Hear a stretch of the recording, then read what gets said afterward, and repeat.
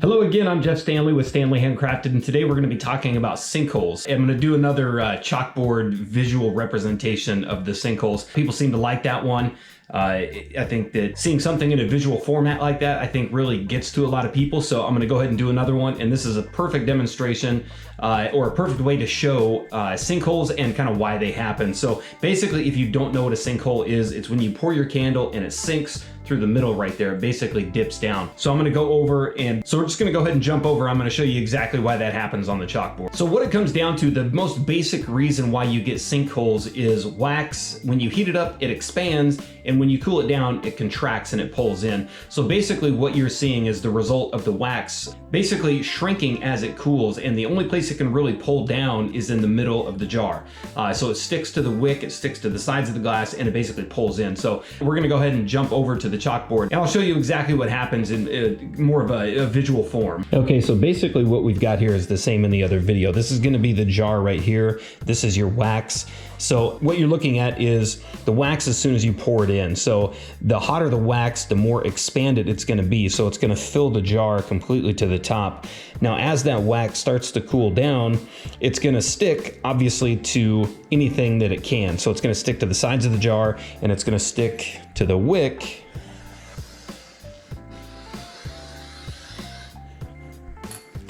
So basically what you see is as the wax starts to cool, the only place that it can really dip are the places that it's not touching. So it's going to cool and start to harden on the sides, obviously, before it cools in the middle. So this stuff is going to stick to the sides of the glass, and it's going to start to dip in the only place that it's still hotter than the outside, which is going to be the middle, which is why you're going to see some dipping through here.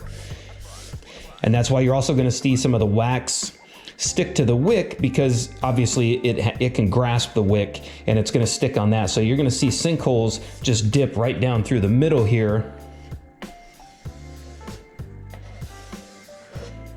And obviously it's not going to dip as much as that right there, and you're going to get some wax remnants on the wick right there because it's actually sticking to it. One of the ways that you can get around a lot of dipping is to pour the wax at a cooler state. So the hotter the wax, the more expanded it is. So if you can pour at a cooler temperature, let that wax contract down a little bit, and then pour it into the container so it doesn't have as long to shrink.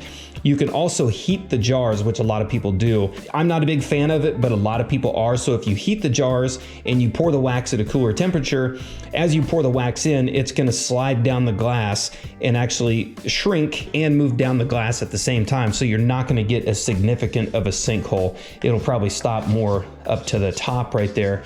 But even if you pour a nice smooth candle, especially with parasoy or a full paraffin, you definitely want to run something down. Like you've seen my videos before, I use like a chopstick, and I'll just push a chopstick all the way down through the center to make a hole, just to make sure there's not like a hidden pocket kind of down in there somewhere, and then run a heat gun over the top, and it will really smooth that out and fill in some of the holes. So if we're looking at that jar from the top, what you're going to see, you're going to get a lot of sinkholes just right through the middle.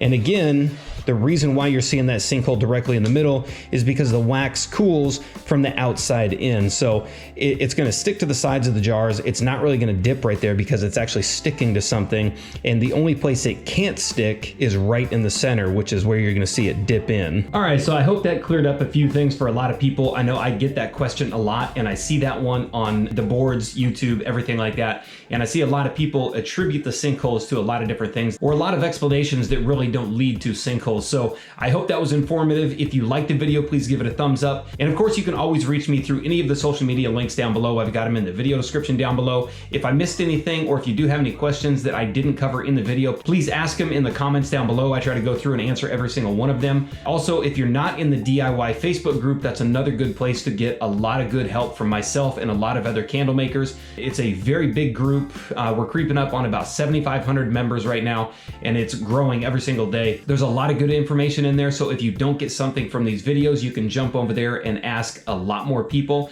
So if it's something that I can't answer either here in the comments or even on that Facebook group, there's a lot of other people that will jump in and kind of fill in the gaps when maybe I can't answer, or if it's something that I haven't dealt with yet. And again, a lot of the questions that I get in the comments can be answered in some of the other videos. So I'll go ahead and link a few of those up here at the end of the video. So along with the sinkholes, we'll talk about things like the cost of candles, the wicks, kind of a wide variety of a lot of things. And again, subscribe for more, and thank you for watching.